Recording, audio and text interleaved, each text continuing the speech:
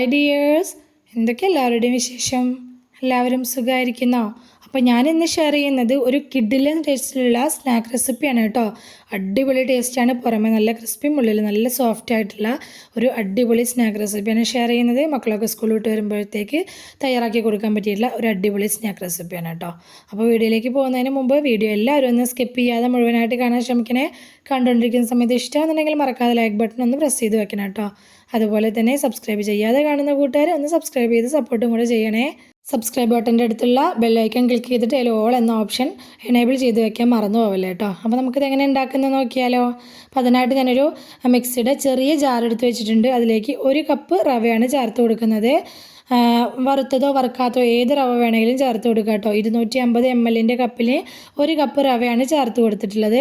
ഇനി നമുക്കിതൊന്ന് പൊടിച്ചെടുക്കണം. നല്ല ഫൈൻ പൗഡറായിട്ടൊന്ന് പൊടിച്ചെടുക്കേണ്ട. ആ വലിയ തരികളൊക്കെ ഒന്ന് പൊടിഞ്ഞ് കിട്ടാനുള്ള രീതിയിൽ ഒന്ന് പൊടിച്ചെടുത്തിട്ടുണ്ട്. ഇതപ്പോൾ ഞാനൊന്ന് പൊടിച്ചെടുത്തുകൊണ്ട് വന്നിട്ടുണ്ട്. ഇനി നമുക്കിതൊരു ബൗളിലേക്ക് ഇട്ട് കൊടുക്കാം. ഞാനിതപ്പോൾ പൊടിച്ചെടുത്തിട്ടുള്ള റവ ഒരു വലിയ ബൗളിലേക്ക് ഇട്ട് കൊടുത്തിട്ടുണ്ട്. ഇനി ഇതിലേക്ക് ഞാൻ 1/2 കപ്പ് തൈരാണ് ചേർത്ത് കൊടുക്കുന്നത്. അത്യാവശ്യം പുളിയുള്ളൊരു തൈരാണ് കേട്ടോ. ഓവർ പുളിയല്ല, എന്നാൽ അത്യാവശ്യം പുളിയുള്ളൊരു തൈരാണ്. തീരെ പുളിയില്ലാത്ത തൈര് ഇതിലേക്ക് എടുക്കരുത് കേട്ടോ. അതുപോലെ തന്നെ 1/2 മുതൽ 3/4 കപ്പ് വരെ നമുക്കിതിലേക്ക് വെള്ളം ചേർത്ത് കൊടുക്കാം. അതും കൂടി ചേർത്ത് കൊടുത്ത ശേഷം നമുക്കിതൊന്ന് നന്നായിട്ടൊന്ന് മിക്സാക്കി കൊടുക്കാം. ഈ റവയും തൈരും വെള്ളവും കൂടി നന്നായിട്ടൊന്ന് യോജിച്ച് കിട്ടുന്ന വിധത്തിൽ നന്നായിട്ട് തന്നെ ഒന്ന് മിക്സാക്കി കൊടുക്കണം.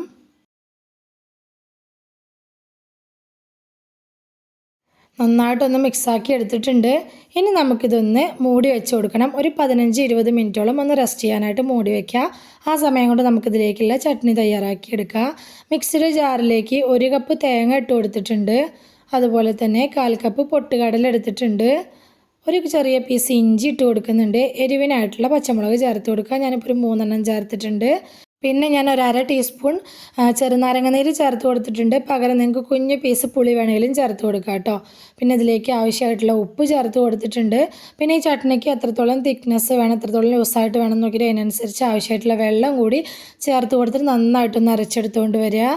അരച്ചെടുത്തുകൊണ്ട് വന്നിട്ടുണ്ട്. ഇനി നമുക്കതിലേക്ക് കടുക് തളിച്ചിടാം. അപ്പോൾ ഞാൻ ചീനച്ചട്ടി വെച്ച് കൊടുത്തിട്ടുണ്ട്. 2 ടീസ്പൂൺ എണ്ണ ഒഴിച്ച് കൊടുത്തിട്ടുണ്ട്. എണ്ണ ചൂടായി വന്ന സമയത്ത് 1/2 ടീസ്പൂൺ കടുക് ഇട്ട് കൊടുക്കുക. കടുകൊന്ന് പൊട്ടി വന്നാൽ കറിവേപ്പില ഇട്ട് കൊടുക്കുക. വറ്റൽമുളക് ഇട്ട് കൊടുക്കുക. സാധാരണ നമ്മൾ ചട്നിയൊക്കെ കടുക് വറക്കുന്ന പോലെ തന്നെ കേട്ടോ. ഇട്ട് കൊടുത്തിട്ട് ജസ്റ്റ് ഒന്ന് മിക്സാക്കി കൊടുത്ത ശേഷം ഞാൻ ഈ അരച്ചെടുത്തുകൊണ്ട് വന്ന് ഇതിലേക്ക് അങ്ങ് ഒഴിച്ചു കൊടുക്കുകയാണ് ചെയ്തിട്ടുള്ളത് കേട്ടോ. അപ്പോൾ ഇനി ഇത് തിളപ്പിച്ചെടുക്കരുത്. അപ്പം തന്നെ ഫ്ലെയിം ഓഫാക്കി കൊടുക്കണം. ഇത് തിളപ്പിച്ചെടുത്ത് കഴിഞ്ഞാൽ ഇതിൻ്റെ ടേസ്റ്റ് മാറിപ്പോകും കേട്ടോ.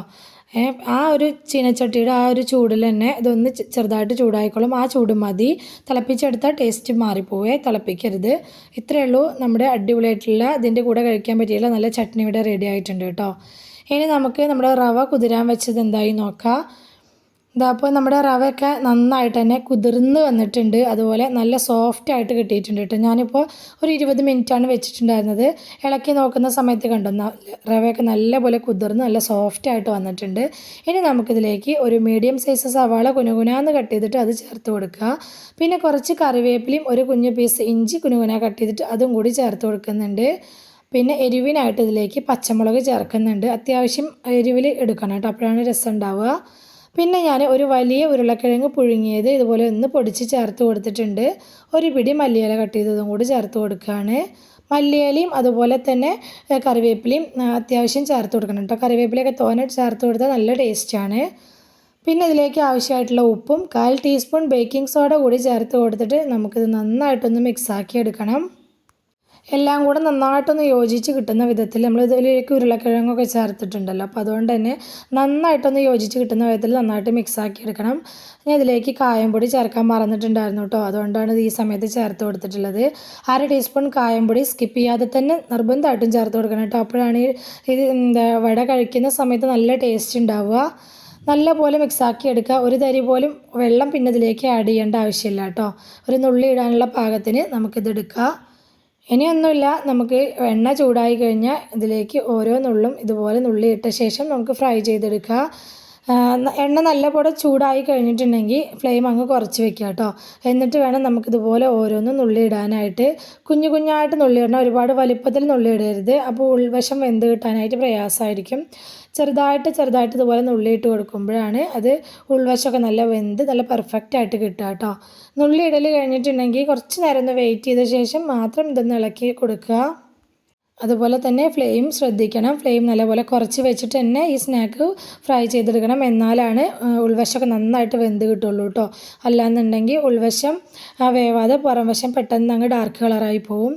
നല്ലോണം തിരിച്ചും മറിച്ചൊക്കെ ഇട്ടിട്ട് ഇതുപോലെ നല്ലൊരു ഗോൾഡൻ ബ്രൗൺ കളർ ആവുന്നത് വരെ നമുക്ക് ഫ്രൈ ചെയ്യാം. ഞാനിപ്പോൾ ആദ്യം ഇട്ട് കൊടുത്തതായിട്ടുണ്ട്, അത് എണ്ണയിൽ നിന്ന് കോരി മാറ്റിയിട്ടുണ്ട്.